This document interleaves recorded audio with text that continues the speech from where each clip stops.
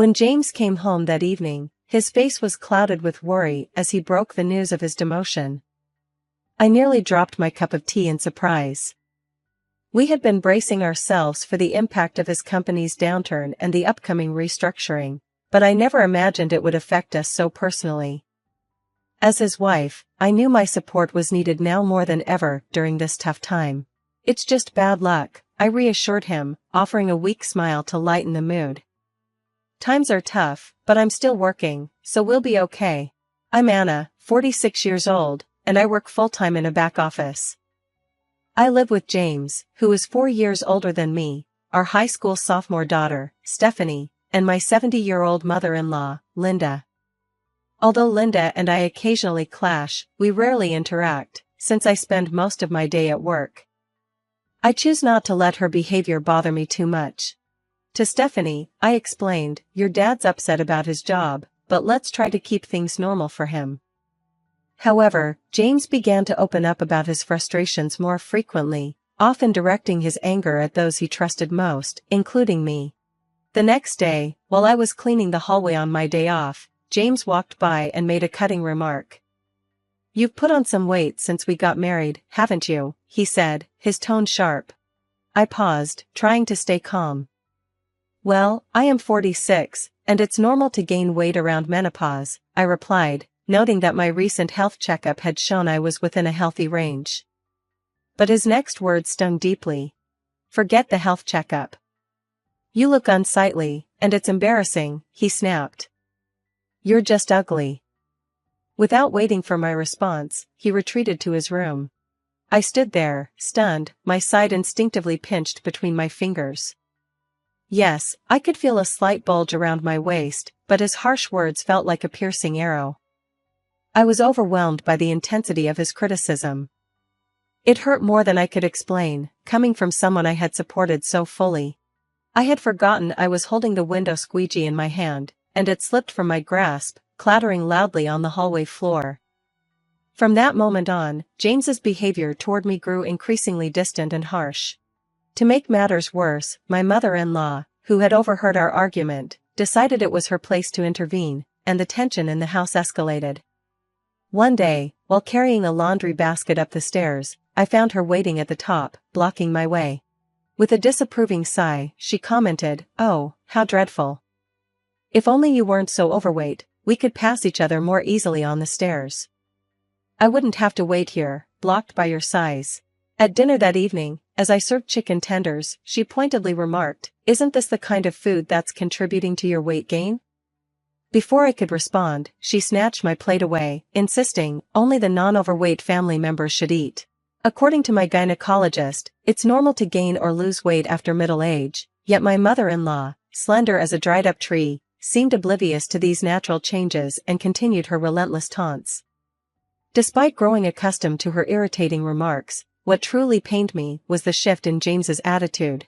Since the incident, James stopped talking to me altogether. He offered no gratitude, no compliments, not even during meals I had carefully prepared.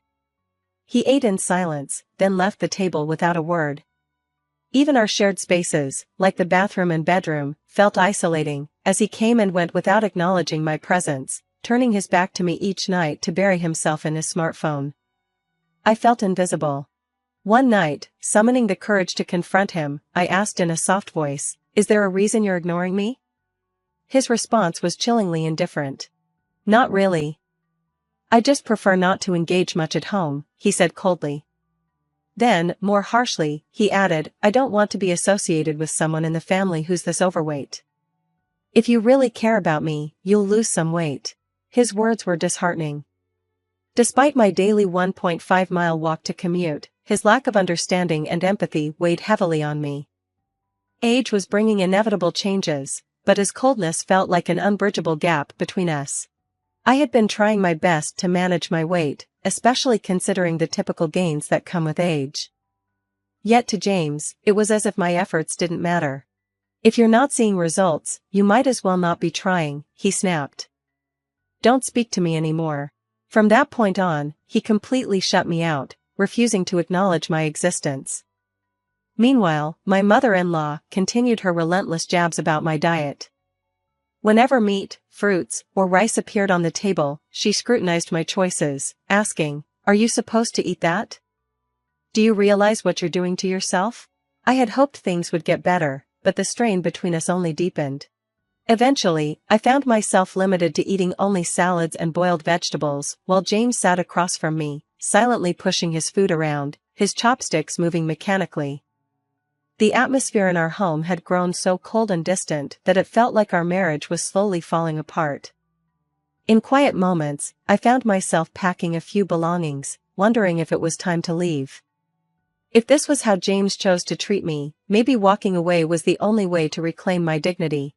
When I confided in my daughter, Stephanie, she immediately offered her unwavering support. "I understand, Mom," she said, her voice full of empathy. "It's hard to watch Dad and Grandma constantly pick on you. I'll go with you. We can live with Grandma and Grandpa, and I can still finish high school there."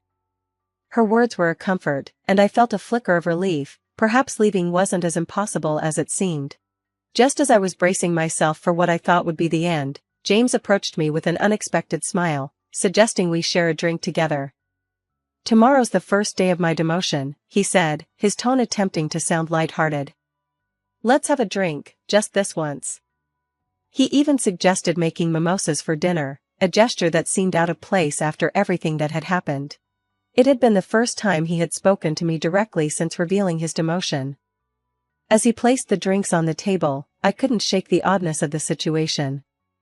His behavior felt forced, as if he were trying too hard to pretend that things were normal between us. He turned his back to grab the TV remote, and I seized the opportunity to discreetly sniff the drink he had poured for me.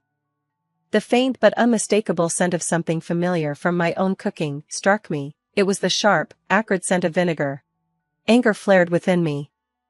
How could he think I wouldn't recognize this? How could he be so cruel, so thoughtless, to serve me this? I had reached my breaking point.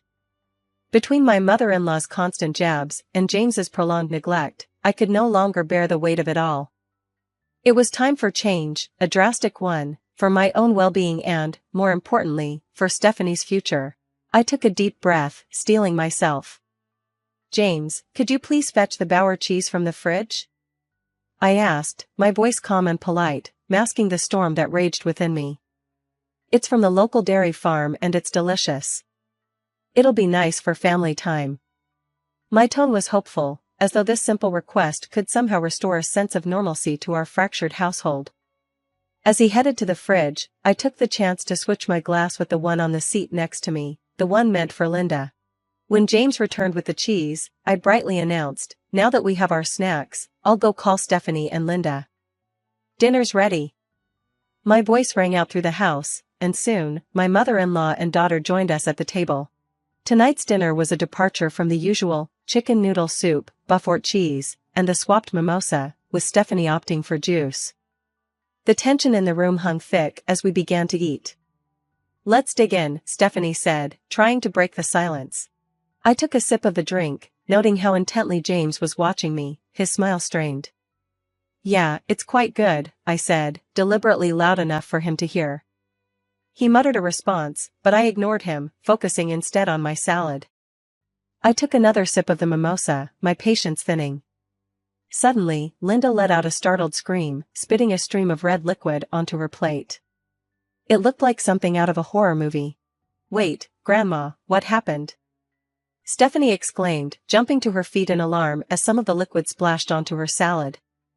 "Did you choke? Are you okay?" She quickly grabbed a towel and handed it to Linda, who was wiping her mouth in shock. "What is this, Grandma?" Stephanie asked, her concern growing. "Your mouth, it's like a spicy cobra." Linda, still sputtering, shot a glare at me. "He put it in my drink," she shouted, trying to lunge toward me. But I calmly brushed her hand aside. "It wasn't me. James made the drinks," I replied, pointing the blame squarely at him. The shock on Linda's face was evident. "What?" she screeched, her lips still stained from the sauce. She turned to glare at James, who was visibly trembling. I leaned forward, placing my hand on the table, adding pressure to my words. "You thought you could sneak it into the mimosa, didn't you?" I asked, my voice soft but firm. I could detect the subtle difference in the taste, even if it was slight, and I wasn't going to let him off the hook. The tension at the table was palpable as Linda's eyes narrowed at James, who was now trying to avoid eye contact. The tension in the room was palpable as James's deceptive attempt unraveled, shifting the dynamics of our already strained evening. The taste hit me immediately, that familiar fiery kick of the hot sauce from Georgia, the one with a hint of lime that I'd discovered at a food fair. It was more appealing to me than the infamous death sauce, a little bit of heat tempered by that subtle citrus note. I confronted James firmly, naming the sauce I had recognized from our shared cooking experiences. Wait, you added that sauce? I asked, making it clear that I'd detected his sneaky addition to the drink. My mother-in-law probably didn't notice due to the mimosa's aroma, or perhaps she mistook the lime for being part of the drink's intended flavor, but I knew exactly what had been done. It was a malicious prank, and it had gone too far. Wait, Dad did that? Stephanie's voice broke the tension, her face a picture of disbelief. James, cornered, muttered a reluctant confession. I intended for Anna to have it. You should switch it with yours. His words were almost desperate now, attempting to justify the malicious act. Just because she realized it was meant for me, she wants to pass it off to me? I'm not touching that dangerous concoction, I said firmly, refusing to back down. Why did you think such a stunt was acceptable? James shifted uncomfortably, offering a pathetic excuse. You were putting on weight, and spicy food boosts metabolism, so I thought I'd help. I scoffed, dismissing his flimsy excuse. That's pathetic, I said, disgusted by his attempt to deflect. Trying to act like you're helping me with a prank like this? Embarrassing. Under the pressure of my glare, James shuffled uncomfortably in his chair. I'm not crazy. This is a legitimate reason to support your diet. Here, swap your cup with mine and have a taste, I made it for you, he insisted, retreating slightly as he saw I wasn't budging. I stood up, grabbing the cup containing the fiery concoction he'd intended for my mother-in-law and placed it firmly in front of him. After ignoring me for so long and treating me like I'm invisible, did you honestly expect me to drink something you just made out of the blue? Did that not cross your mind? The words came out in a cold, firm challenge. It's childish. Take responsibility. Taste it, since you made it. The tension in the room escalated as I closed the gap between us. The slap of my hand on the table echoed through the room, sending a shockwave of silence across the space. James, likely trying to avoid the confrontation, stood up and stepped back. Amidst the stifling silence, a quiet but firm voice cut through the stillness. It was our daughter, Stephanie. Her words were strained, as though they cost her a great deal of effort to say, but she spoke with undeniable conviction. Taking out your frustration on Mom, who supports you the most when work gets tough, and treating her this way, it's like a childish prank. I shouldn't have to say this, but it's so immature and unbearable to watch, Stephanie said, addressing her father directly. She stood, her eyes never leaving his. Is it wrong to struggle with weight? Mom wakes up early, walks to work, and even packs her lunch. She's trying. It's not fair to say she's not making an effort. She then turned to face Linda. And you, going along with this? Taking away Mom's food, like the chicken tenders incident? It's like high school drama. It's embarrassing. Linda began to offer a confused excuse, that's not it. I'm just concerned about Stephanie's mom not gaining any more weight. I want her to feel good about herself in front of her granddaughter. Besides, Stephanie, like you, is struggling with weight. Stephanie stood her ground. Compassion is about understanding and supporting the other person. It hurts to see Mom's dinner taken away, especially when she's upset. That's not passion. Mom hasn't had any health issues at her checkups yet. Taking away her food is just plain mean. Linda fell silent, clearly taken aback by Stephanie's words. The room hung heavy with the weight of her argument. Stephanie turned back to her father. Mom sees her gynecologist regularly, and she stays active. Yet, Dad, you just brush her aside because she's gained a bit of weight. What's up with that? Your indifference creates so much tension in this house. Can't you see it? Her voice cracked with emotion, but the words rang out with truth. The room was no longer silent. and for the first time in a long while, the air seemed to shift. The room was thick with tension as Stephanie's words, full of both frustration and love, cut through the air. Even Aunt Kayla from the cookie ads has a little extra weight, and she's the happiest person I know. Ever heard of happy weight? She exclaimed. If Mom becomes a lovely grandmother like Aunt Kayla, wouldn't that be wonderful? I'd love to say, Mom, you've reached your happy weight when I have kids and she's a grandma. Her words weren't just a plea, they were an impassioned reminder of the absurdity of the situation and the need for empathy within our family. That's my dream. Please don't ruin it for me, Stephanie added, her voice unwavering. Despite the directness of her delivery, her words warmed my heart, like sipping hot milk with cookies on a cold day. It was a painful sight, watching my daughter reprimand her father, but as she continued, her words spoke directly to me. That's part of my dream, so please, let it go, be happy and fulfill my dream, she said. Her plea filled me with warmth, turning the frustration over the weight shaming and the drink incident into something trivial. Tears welled in my eyes. Yes, you're right, I whispered, my vision blurring. Come on, Mom, Stephanie urged gently, patting my back. Let's go. I nodded, wiping my eyes, and retrieved something I'd been holding onto for a while. What is that? Mark asked, startled. After a month of being ignored, I had made up my mind. I have my bags packed. Let's go our separate ways, I said, handing him the divorce papers, my name written in bold. Mark's voice cracked with panic. I just wanted you to lose some weight. If you'd slimmed down like I asked, I would have been happy, he admitted, his voice trembling. But since you didn't, I thought I'd torment you some more. I didn't mean for this.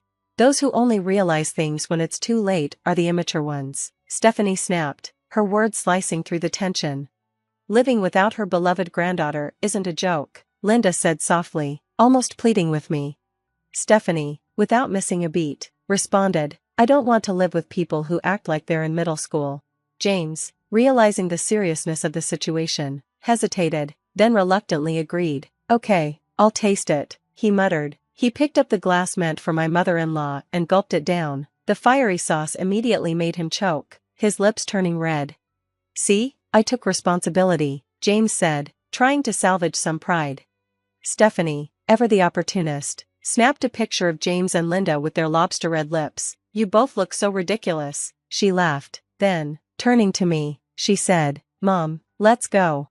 I'll follow her lead, I said, standing up and leaving behind the dinner table, now splattered with the fiery sauce and wine cocktail. Mark and Linda, both sporting swollen lips, were left behind. We headed to my parents' house, where I explained everything. Both of them were furious and decided to confront James and Linda. The divorce went through, and in the years that followed, Mark's career floundered, his behavior contributing to a demotion at work. Meanwhile, Linda found herself stuck, living only with Mark. A few years later, I received a call from her, her voice tinged with regret. Things wouldn't be so dull if you and Stephanie were here, she said, reflecting on the 15 years since Stephanie was born. Please come back. I'll stop ignoring you. But I had no intention of returning. Enjoy yourself while you can. Once you have grandchildren, you'll have plenty of physical work to do, my mother teased, smiling. Today, as I walk to work, I breathe in the fresh morning air, my new routine a symbol of my fresh start. My boss drives by and stops, offering me a ride. No thanks, I decline. I'm sticking to my routine. Come on, Anna, get in, he insists. But today's different. I found someone new, someone who respects me. Unlike my past, we both understand what it's like to go through a divorce, I tell him proudly. Being punctual is important, he says with a smile as he drives. I've never been late before, I protest, puffing up my cheeks. He grins, poking my inflated cheek with a playful gesture. How about you give me the time you saved by riding with me today for a little extra conversation? I laugh, always the conversationalist, I tease, enjoying the easy connection.